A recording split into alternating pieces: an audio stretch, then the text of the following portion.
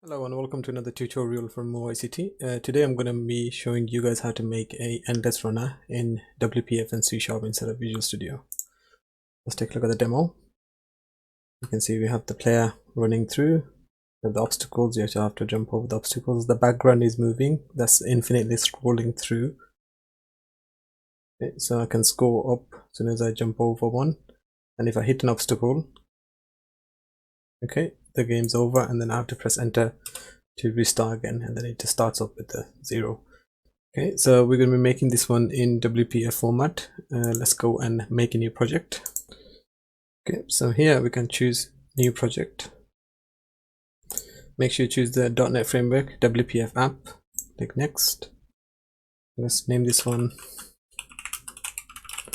and let's run a WPF more ICT. Click create. Right, so this is the blank project. First thing we need to do is go to the link in the description. You'll be able to download the images. So you have the background, the player sprites, and then you have the obstacle image as well. Import the images. First, let's go and add a new folder to the Solutions Explorer. Create a new folder.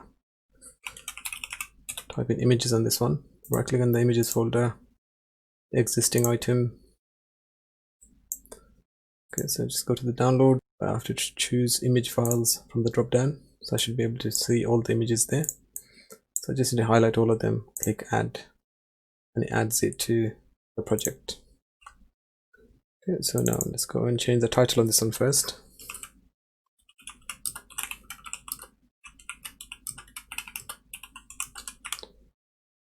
And let's run a game. The default height and width is okay for this game. You just need to change the grid to a canvas.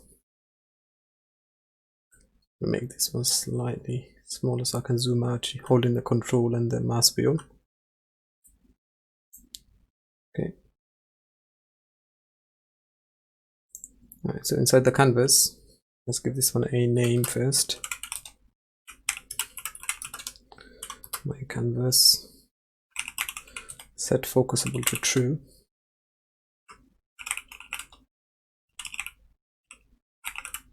Add a key down event and a key up event.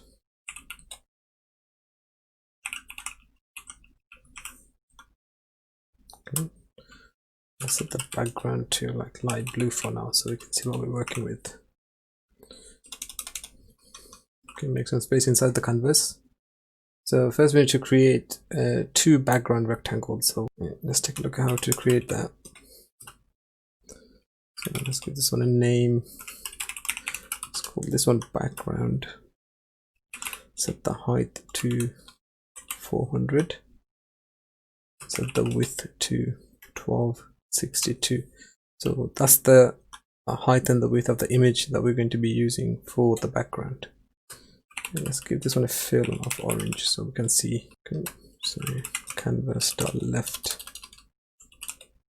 to 0.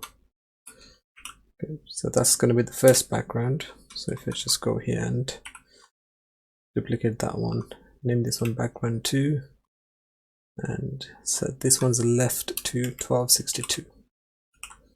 Okay, just going to change this one to say light green or something. Okay, so these are the 2 backgrounds. Let's make another rectangle here. Name this one ground. The height to 32, width to 792. Fill black. Canvas.top 387.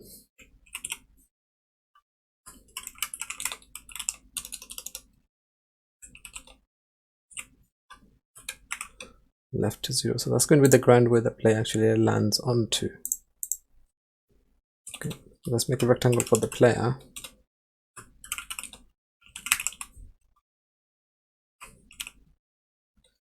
Height 99. Width is going to be 67.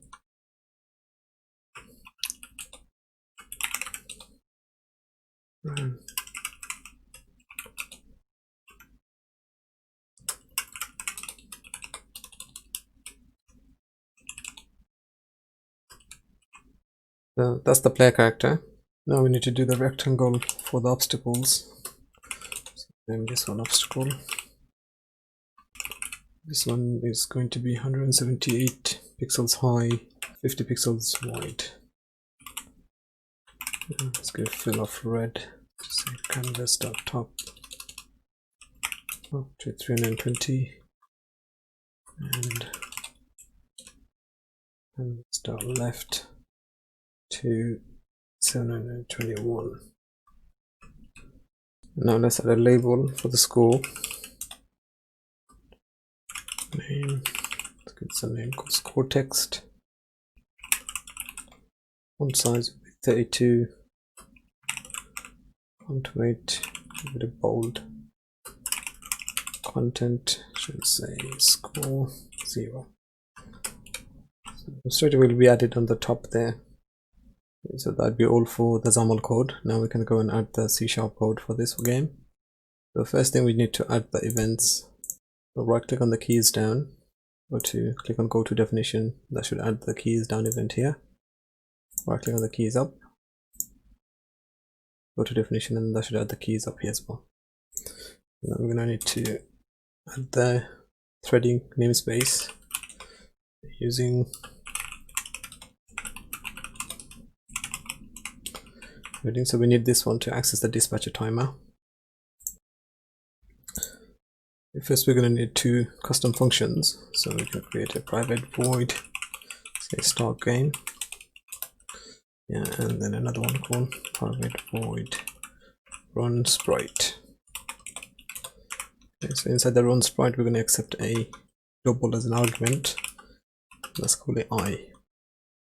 So let's go and add the bits that we need. So first, to add the variables, we need a dispatcher timer, called game timer equals new dispatcher timer. Just creating a new instance of the dispatcher timer. Let's make some of the hitboxes for the player, the ground, and the obstacle.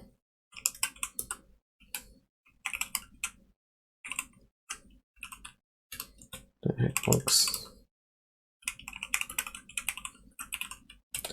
and then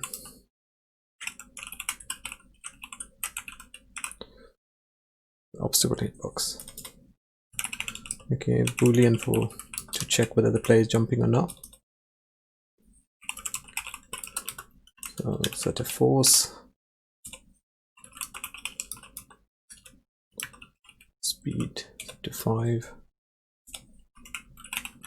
We need a random class.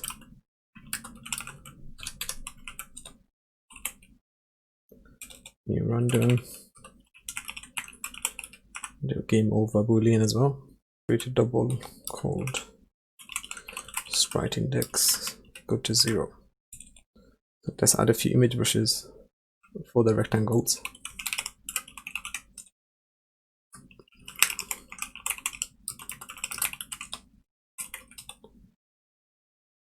It's a cold one. Just going to duplicate that line here. Okay, so this one's going to be background sprite. And this one's going to be obstacle sprite. Okay, we need a integer array called obstacle position. Okay, let's set those numbers here now. So first one is going to be like 320, 310, 300, 305, maybe like 315. Equals here. Okay, and then lastly we need an integer called score, set to 0. Okay, so these are the variables that we need for this game. Next bit is we need to add a few more instructions inside the main window constructor here. So this function here, so this constructor is going to run when the game loads. Yep, so if we do that now, say my canvas to focus. So when the game loads, we want the my canvas element to be in focus first. The game timer.tick plus equals, I'll call it game engine game timer interval equals time span dot from milliseconds, and say about 20. So we want the game timer to tick every 20 milliseconds. So now we need to assign the background sprite. So I can say background sprite dot image source is equals to new bitmap image. Okay, so you can say new URI. Inside the new URI, we need to tell it where the picture is saved. So we can't do like this. So we can't say images background.gif, because that way it will think that it's next to a images folder inside the debug folder, but it's not. So it's inside the applications folder. So we need to direct it to inside this pack here. So what we need to do is we can say pack like so. Okay, so let's just go to application colon. We need to do like 3 commas here. And then we can go to images folder here, images dot background dot gif. Okay, so that way we'll find its path to this folder and then find the image, and then now we can assign this background sprite to the backgrounds. So let's go here and say background dot fill is equal to background sprite, and then background 2.field equals to background sprite as well. So before you run this, just hover over the game engine line there, and then just say show potential fixes. Let's take the first one. We don't need that line here. Okay, so now if I run this, as you can see, the background image has been assigned to the rectangle. Okay, so I think we should reference the start game here as well. Okay, let's go to the start game function. So what we need to do here is canvas.set left for the background. So now check the first background and set that one to 0, because that's going to be the default location where it sets. And then background 2 is going to be to 1262. Okay, so I need to duplicate this line. So I'm just pressing Ctrl D, duplicate them. So I can just say player. So player's left is going to be 110. And this one's going to be top. Player again. Then we set the top to 140. That's going to be the default location, the player. Paste that here. That's going to be the obstacle. So obstacle's default location when it begins is going to be 950, so it's going to be off the canvas. And if you go to obstacle, top position is going to be 310. Okay, so let's do the run sprite function here. Just pass in 1 because that's going to be the first frame. Okay, so let's do the obstacle sprite now.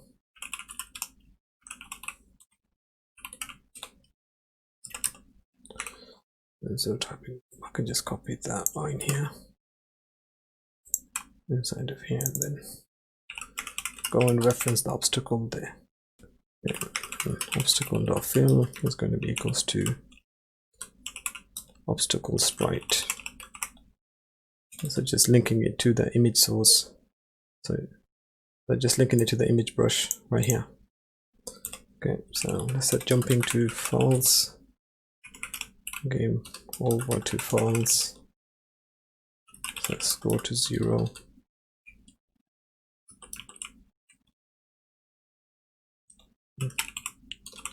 Score text, the content can be equals to score, and then game time I can start here as well. Okay, so that's the start game function. So let's start with the run sprite function here. So in this one, you're going to have a big switch statement.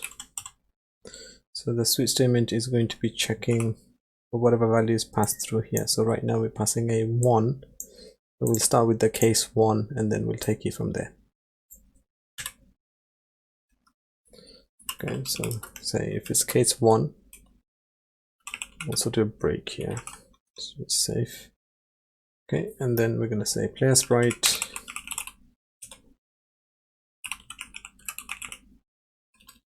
image source is equals to, let's copy and paste that. So that's going to be new runner underscore 01. Okay, so that's the case 1. Okay, so I think we got about 8 images altogether. I'm just going to copy and paste that a bunch of times. So that is 2. Change that to 2, 3,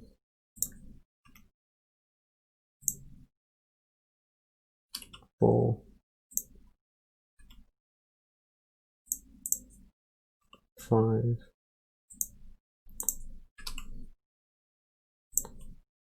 6, 7, then 8. Okay, so with each variant, so if it's case 1, it's going to load the first one, then the second, then third. So what we want to do is we want that number to increment over to 8 and then go back to 1 and then animate that again. So by swapping these images, we get the animation that we want just by using sprites. Okay, so end of the switch statement, we need to assign the player fill to the player sprite.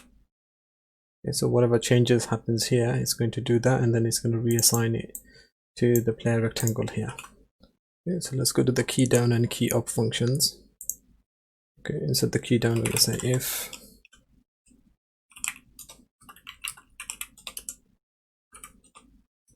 we do enter and game over is equals true, and we're going to be running the start game function. So when the game is over, player presses enter, we should be able to restart the game like this.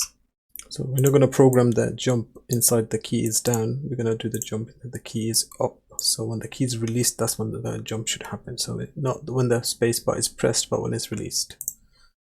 Okay, so let's check for that. So say if a.key equals key.space.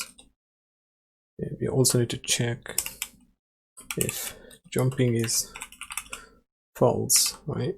And canvas.getTop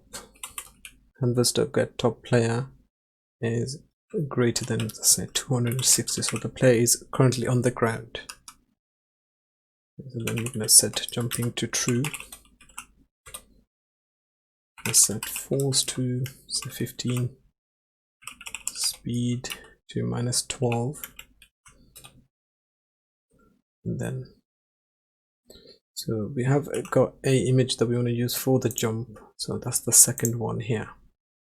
So that's the image that we're going to be using for the jump animation. So it's just the one image. So we don't want the player to be running at that time. We just want that image to be true there. So let's say player sprite dot image source equals to, just copy that over to say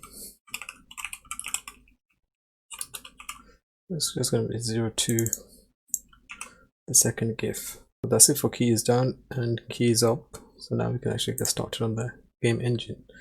The first thing we're going to do is we're going to be moving the background, seeing how to get the parallax scrolling working. Yeah, so let's go and do that. So canvas.set left. Let's go here, say background to canvas.get left. Get the background again, and then it's going to be -3. So it's going to be moving pretty slow. Okay, so let's duplicate that line and just change that to 2. Okay. If I run this now,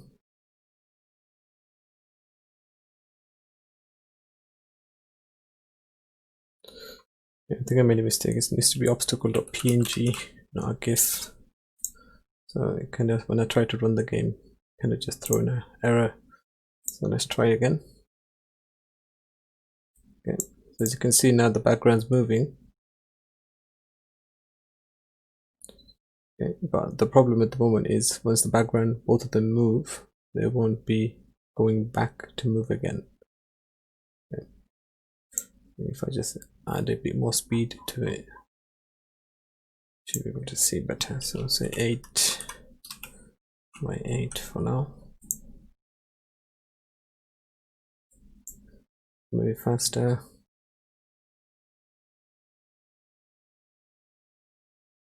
Okay, so see the background ends there. So what we need to do is we need to find a way to, once the background is, when the first background is on the other edge, it needs to come back and join the second background, and so does the second background as well. Okay, so the solution is actually quite simple. So I'm going to check for, okay, so if this first background, just copy that to say if it's less than, say, minus 1262, so it's gone to the, basically the whole entire background has gone off screen. Okay, so I'm just going to set the background again, just going to copy this line here. The first background is going to get the position of the second background plus the background 2 dot width. Okay, so when it reaches the end, it's going to simply come back and calculate where the second background is, and then it's going to go right in end of it. Okay, we're going to do the same thing for the second background, so it's background 2, and then this one, change that to background like so. Okay, I add 18 to it and try to run this now. As you can see, it's never ending, so it's just as soon as one leaves on one side, it goes and joins the other one right in the end of it. So it's a continuous loop of background animation. Okay, so with that being done, now let's move the player. Canvas.setUp. So we're going to be looking for the player. Okay, top position of the player as well. We're going to minus that by speed. Okay, so the player should be coming down and landing on the platform. We need to program that in as well. Okay, we'll also set the left position of the obstacle.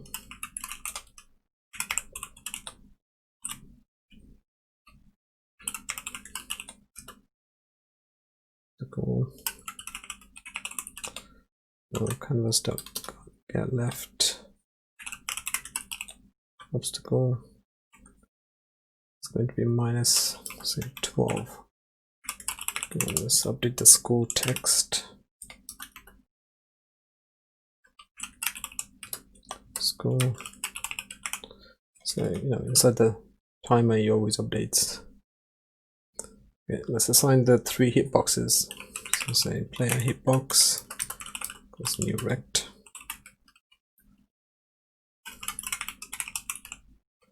So get left player, get top player as well, player dot width. So we can give it a minus, let's say for example minus 15. Say player dot height.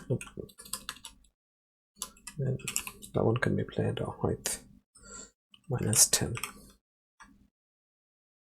Okay. The obstacle hitbox can do is I can just duplicate this twice and then move that here to obstacle hitbox, and then just paste the obstacle in here.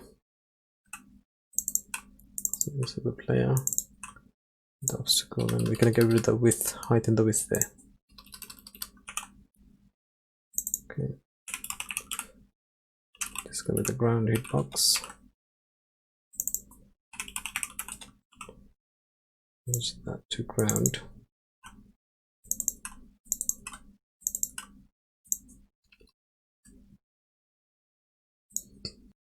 Okay, so these are the 3 hitboxes set up. We've done it inside the timer, so it doesn't matter which way they move. Well, the ground one's not going to be moving anyway, but wherever they move, they will always have the accurate location of the player and the obstacle. So let's set up the collision between the ground and the player, because the player first has to land on the ground. So say if hitbox dot intersect with ground hitbox. So then we set the speed to 0. Canvas dot set top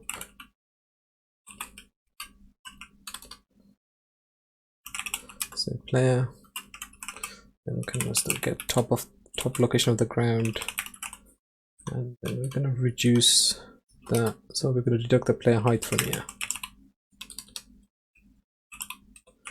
Okay, so it's going to be on top of the ground when it drops onto it.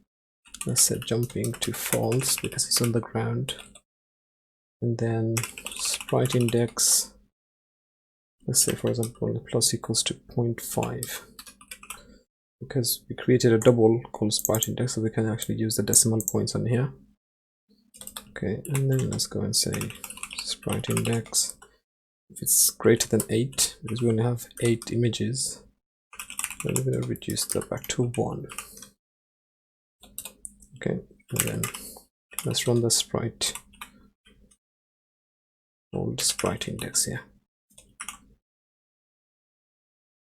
Right, so all of that is going to happen once the player actually lands on the floor. Okay, so let's try to run this now. Let's see what happens. The player is going upwards instead of down. We're going to be plus equals speed. Okay, so let's try to run this now. Okay, so at the moment the player's landed, but it's not playing the animation. So I think I can reduce that. So I think that's probably why, because it's not hitting the ground as it should. So just going to take that out for now. We'll try and work around the collision detection later on. So if I start that now. Okay, so right now the character is running, so as soon as it lands on the ground it runs. So if I press space, it just flies away. Okay, so we got that working. We can work around that in a minute. Let's go and program the jumping. Okay, so say for example if jumping is equals true, right, then set the speed to -9 so it moves up. Okay. And then we're also going to be force is going to be minus equals, let's say 1. We reduce 1 from the force, so the force is going to limit how far the player can actually jump up in the screen. Okay, and then let's say if force is less than 0, then we're going to set jumping back to false. So let's do like an else statement here. So if that is if jumping is true, but if jumping is false, we need to set the speed is equal to, let's say 12. Okay, so if we try that now, it should give us a limit on how far the player can jump, and then it needs to come back down again. So see, so it jumps up as soon as the force is below 0, it comes back down and it starts playing the animation.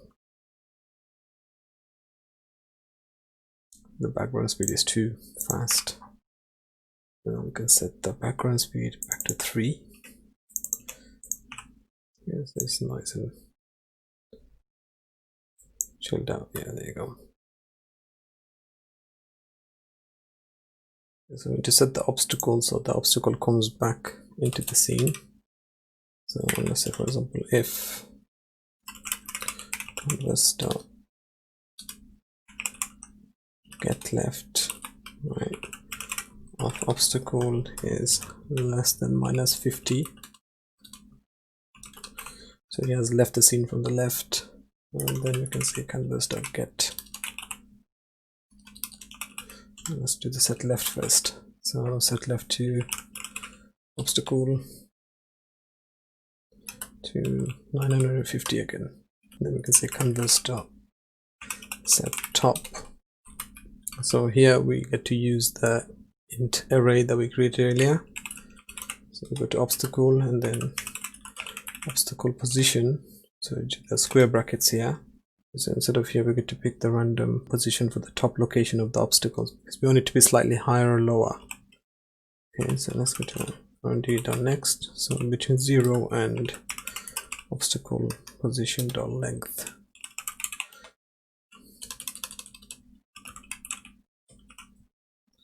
Okay, so what's it going to do is it's going to go and find a, say for example, if it picks 1, 2, 3, so it's going to pick one of the locations. So if it picks 1, it's going to pick 310, if it's 0, 320, and then so on and so forth.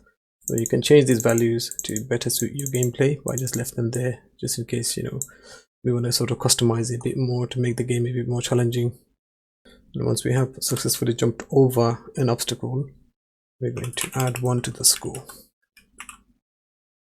Okay, so for now, let's go test it out. Okay, so see the obstacles left, another one came back, come back again. So this game is only over once the player actually interacts with the obstacle. So let's do that one now. Okay, so let's say player hitbox dot intersect with, okay, obstacle hitbox. Okay, so when that happens, we're just going to change game over to true, and then we'll stop the game timer. Okay, right, then we need to say what happens when the game is over. So if game is over, because it goes true. Okay, so let's say for example obstacle dot stroke, so we're going to give it a black outline around it. Okay, and then let's say obstacle stroke thickness, let's just define the thickness to like 1, and the stroke equals, let's say a red, and then player dot stroke thickness is going to be 1 as well. Okay, and if game over isn't true, then we'll set player dot stroke thickness to 0 and obstacle dot stroke thickness to 0 as well. So that way when the game is running, you won't be able to see the lines, but when the game is over, you can see the lines again. Okay, so let's go and run this. So now when I hit the obstacle, so one of the reasons I did this part here, where I reduced the width by 15, was just to make sure that the player actually hits the obstacle. So you press enter now, so see the thickness is gone. I can jump over it, but if I hit it again, okay. And I think in the last demo when I did the height bit, I wanted to make sure, like, you know, it goes up a bit more, but that caused a little bit of a problem with the height that we did here today. So I think we're just going to leave it as just player height. That's fine. Okay, so one of the good things about using the sprites is that we can actually speed it up and reduce it down. So if I, instead of 0.5, if I leave that to, say for example 1, like so, okay, so then you can see the player runs a lot faster and it looks slightly unnatural, but that's why I'm using a double for this one. So, and you can also slow it down even more by saying like 0.25. So it'll take a lot longer for the player to reach the first frame, the second frame. So what you can do is, as you speed up the game, you can make sure, like, you know, the player runs a lot faster as it goes across. Okay, I think that's that one. We do need to do one more thing for the game over. So I'm writing the game over here. Say score text.content equals score plus, and then right in the end of it, we're going to say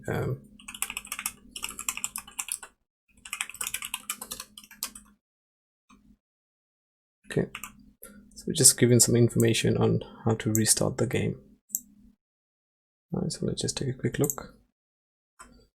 And now if I jump over, I hit the corner of the image there, so press enter. Okay, got that one. Okay, again.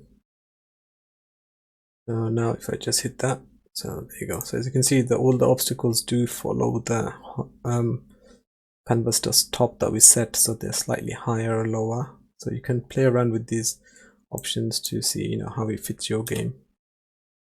Okay, so Alright, so this has been another tutorial from MoICT. I hope you guys enjoyed it, and I will see you on the next one.